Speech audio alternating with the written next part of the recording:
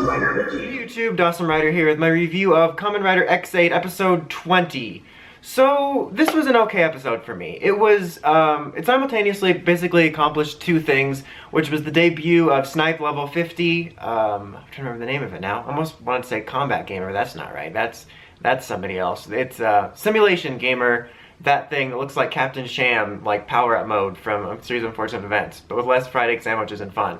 But so yeah, it was Snipe's level 50 debut, and it was basically like that sort of standard episode you get whenever a Toku character loses their mojo for whatever reason, and then they get it back. It's like Austin Powers 2, but again, less fun. But you know, it's because Ex-Aid was a little bit afraid to transform, which, you know, it didn't seem...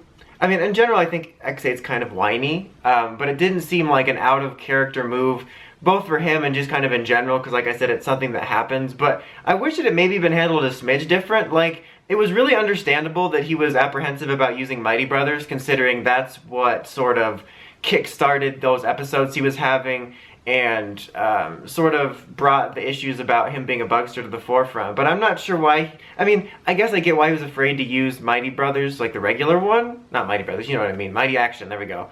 But I think it could have been neat if it was played a little bit different to sort of separate it from the I'm afraid to fight or transform thing, where he was just using his standard form, which obviously wouldn't cut it against these higher level riders he's going against.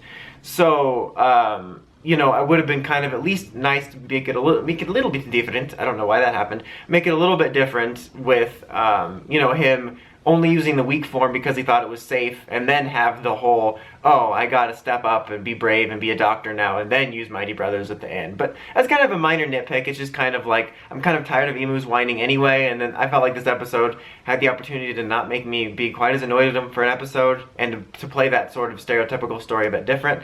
But yeah, so that was the thing.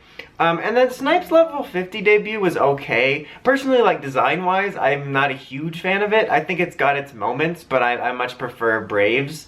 I think in general it's kind of more nitpicky stuff in terms of the design also of, I kind of wish that, and this would have given them more toys to sell, which would have simultaneously been a thing I would have liked and would have hated, but I kind of wish that Snipe and Brave's level 50 were just two individual Gashats instead of the dual gear one like Paradox's. Like, it would have kept Paradox's unique from him having essentially a form change, and also, I'm not a huge fan of the Boppet design. Like, even though I love the sounds for Paradoxes, I think the Boppet design looks ridiculous, and it's annoying, kind of. But, mainly because, I think that it kind of made Snipe's debut form feel a little bit afterthought-ish, because I thought Braves was pretty decent, both in terms of character and in terms of setting up the Gashat, but because, like, you know, when Genom brought it out, he was only mainly talking about Tattle Fantasy and using its little floaty form to attack. It was kind of like, oh yeah, look, this is on the back. Like, it was as if it was the back of a cereal box. It would have been either cool if they were two separate, like, they essentially would look like the Mighty Brothers Gashat. So there's still like a dual one with, like, different from the regular one that fits two slots and sort of conveys that it's different and it's got more power, and they could each have one. I think I would have preferred that because it would have given them both a distinct debut. Like I said, it would have been more toys to buy, but from a show standpoint, personally, I would have preferred that. But if not, I thought it would have been cool if when Genom brought out this Gashat, if he had attacked everyone with both the little, like, pro form or proto form, whatever, of Tattle Fantasy and Simulation Gamer, like the little boat thingy, so like he would attack people with both of them, so that way they would have simultaneously gotten him. It was just kind of weird. I don't know, like, it just kind of felt, like I said, like, check out the back, like, all of a sudden.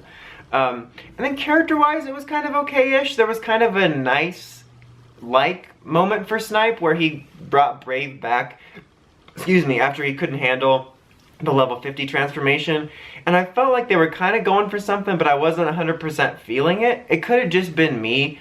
Like, it showed a little bit of progress, I guess, on his point, but I guess, I don't think either of them were amazing, but I think I just felt Braves was a little bit more genuine, maybe? Like I said, it could just be me, but I wasn't really feeling it all the way, and that combined with the sort of, look, oh look, I forgot the other side's here, we kind of took it away. Although it was kind of funny, like, obviously the circumstances were different with Snipe having helped him and actually having a less douche moment, and Brave also being changed a little bit, but I like, there was a line where Brave said, like, I don't forgive him. I'm just, you know, letting him do this because it makes the most sense or something like that, or like it can defeat the Bugster or whatever. Like, it basically was like the ends justifies the means.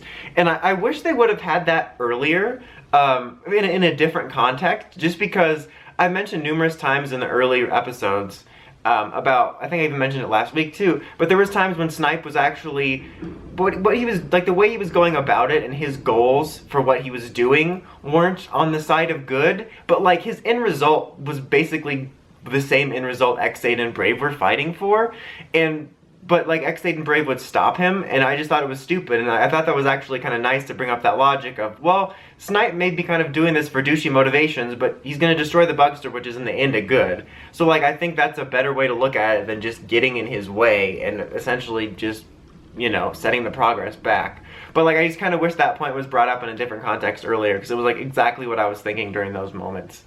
But yeah, I don't have a whole lot else to say actually about this episode. It basically, like I said, it was that debut. It was just kind of decent for me. I felt like there were moments that I thought would click more, or felt like they should click more, and like I said, maybe it was just me having a different week that I felt Braves was better.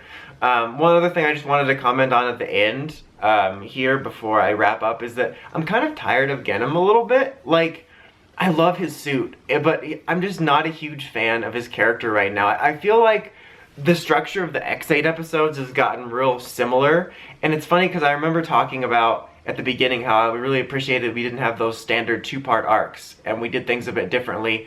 But now it's fallen into this pattern for like almost a dozen weeks now of it's like, oh, the Bugster attacks, and then he leaves, and then he comes back and attacks again, and then Genom's there and attacks and monologues. And it's just, maybe it's just my observation of it, but it's just kind of annoying.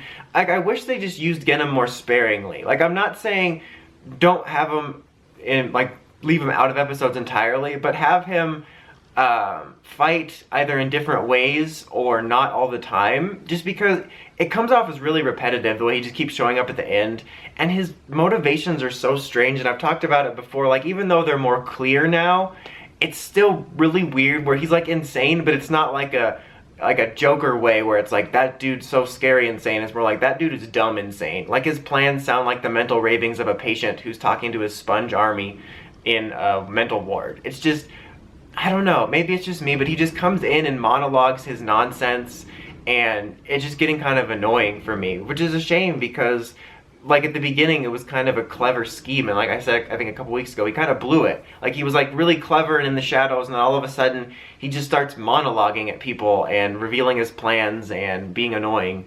And I really like his suit, and I wish there was a cooler, more cutting villain under there. But I just wanted to talk about that because it reminded me in this episode, and then the preview for next week. But overall, this week's was just kind of okay for me. I'd probably give it a 6.5. That's about it for this one. Until next time, make sure to 3D podcast at writersrangerambles.com, and of course, don't forget to like, comment, subscribe. Till next time, Dawson Rider, signing out.